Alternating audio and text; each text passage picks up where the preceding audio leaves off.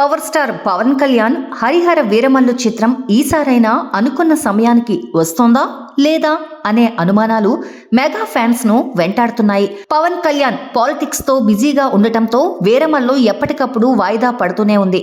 ఇక ఈ ఏడాది మార్చి 28న ఈ సినిమాని విడుదల చేయబోతున్నామని చిత్ర బృందం ప్రకటించింది. అయితే మార్చి 28నే Nithiin Robin Hood movie release date confirm చేసుకుంది. అలాగే సితారా నుంచి మ్యాడ్ స్క్వేర్ కూడా మార్చి 29న రాబోతుంది. ఇంకా మోహన్ లాల్ ఎంపురన్, విక్రమ్ వీరధీర శూరన్ పార్ట్ 2 వంటి పాన్ ఇండియా మూవీస్ కూడా అప్పుడే రాబోతున్నాయి. ఈ నేపథ్యంలో హరిహర వీరమల్లు సమ్మర్కి రావడం కష్టమే అనే అనుమానాలు మొదలయ్యాయి.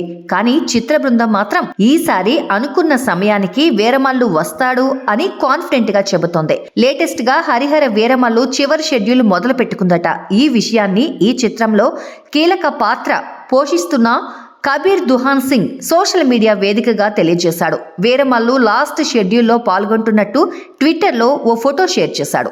మరోవైపు పవన్ కళ్యాణ్ కూడా ఈ షెడ్యూల్లో పాల్గొంటున్నట్టు తెలుస్తోంది. ప్రేమికుల రోజు కానుకగా హరిహర వీరమల్లు నుంచి సెకండ్ సింగిల్ రిలీజ్ చేయడానికి సన్నాహాలు జరుగుతున్నాయి.